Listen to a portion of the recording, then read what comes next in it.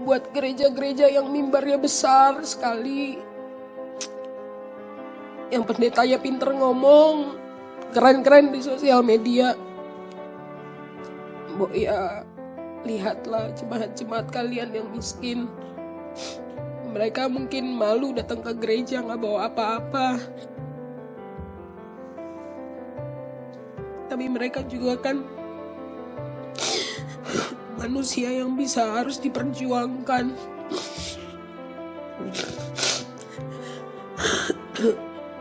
Aku suka bicara sama Tuhan.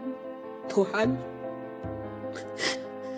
gereja itu bukannya adalah rumah sakit buat orang-orang berdosa. Gereja itu bukannya tempat orang mencari Engkau, Tuhan, memuji nama-Mu.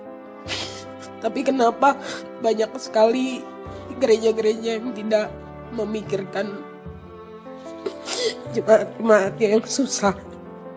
Aku pengen banget bilang supaya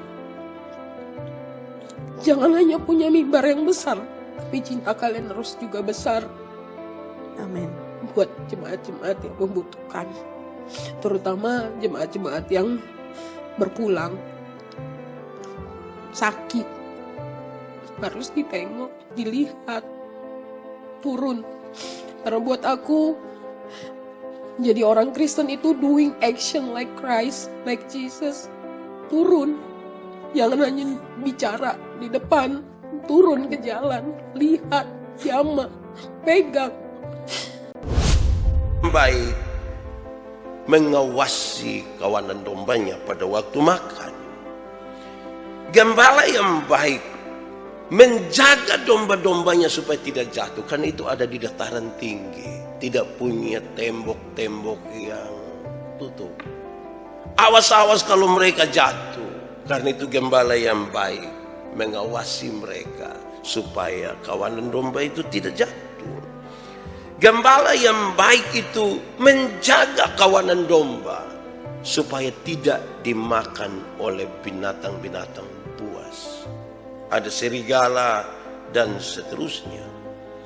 Gembala yang baik mengenal domba-dombanya. Domba-dombanya mengenal dia. Mereka sepertinya punya hubungan yang baik. Karena untuk gembala-gembala yang baik itu, bahkan dia memberi nama-nama kepada domba-dombanya. Kalau ada yang kaki coklat, dia bilang itu kaki coklat, datang. Kalau ada yang telinga lebar, dia bilang telinga lebar. Masing-masing dia kenal dengan baik. Dan ketika nama-nama itu disebutkan, mereka tahu ini gembala yang baik. Rupa-rupanya menjadi gembala yang baik itu tidak gampang. Melihat hal-hal yang disampaikan, catatan ini lebih lagi, bahkan gembala yang baik itu tidak pernah tidur karena domba-dombanya. Dia tidak tidur. Dia jaga, dia mengawasi. Dan catatan yang luar biasa, gambaran tentang Yesus gembala yang baik. Disebutkan bahwa gembala yang baik memberikan nyawanya bagi kawanan dombanya. Orang upahan bekerja untuk mendapatkan uang, tetapi orang yang bekerja karena kasih memperhatikan orang-orang yang dilayani. Ini hal penting, saudara. Saya pakai catatan ini. Orang upahan itu bekerja hanya untuk uang. Di depo otak itu uang saja. Segala sesuatu ukurannya hanya uang. Tetapi orang yang bekerja dengan kasih sebagai gembala, dia memperhatikan orang-orang yang dilayaninya. Bila kita melakukan untuk mendapatkan nafkah, itu pekerjaan. Tetapi jika kita melakukannya karena Tuhan, itu pelayanan.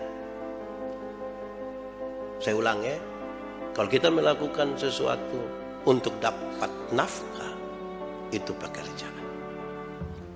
Tapi kalau kita melakukan itu karena Tuhan, itu pelayanan. Bila yang kita pikirkan itu adalah kesuksesan, itu pekerjaan. Tetapi bila yang kita pikirkan itu adalah kesetiaan, sampai kapanpun, itu pelayanan. Jadi kalau kita hanya pikir di sini sukses, itu baru pekerjaan. Tapi kalau kita setia, itu pelayanan.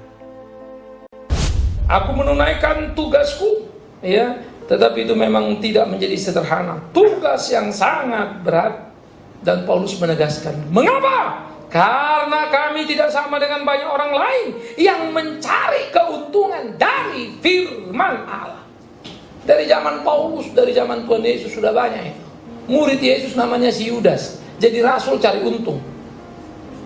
Bukan untuk menjadi hamba Allah yang baik, tapi rasul.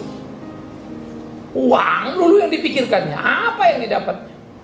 Kita juga melihat bagaimana kemudian para murid-murid dalam pelayanan. Dan Paulus menemukan orang di Korintus. Mereka memberitakan Injil itu, tetapi ternyata mereka mencari keuntungan untuk diri mereka sendiri. Sehingga Paulus bilang, aku tidak seperti itu. Paulus pernah mengungkap dalam 1 Korintus pasal 9, yang pernah juga sudah kita bahas. Bagiku upah adalah kalau aku boleh memberitakan Injil tanpa upah. Wow, itu sangat perkasa sekali. Upah adalah kalau aku memberitakan Injil tanpa upah. Mengagumkan saudara. Kalau aku boleh memberitakan Injil, aku tidak dapat apa-apa, malah aku dianiaya. Thanks God. Aku boleh menderita karena kebenaran itu. Siapa? Akulah gembala yang baik, yang memberikan nyawa untuk domba-dombanya. Ketika orang upahan, yang bukan gembala dan juga bukan pemilik domba, melihat serigala datang, ia akan meninggalkan domba-dombanya. Maka serigala akan menerkam dombanya hingga tercerai-berai. Orang upahan itu berlari sebab ia bekerja hanya untuk upah, tidak memperdulikan domba-domba itu.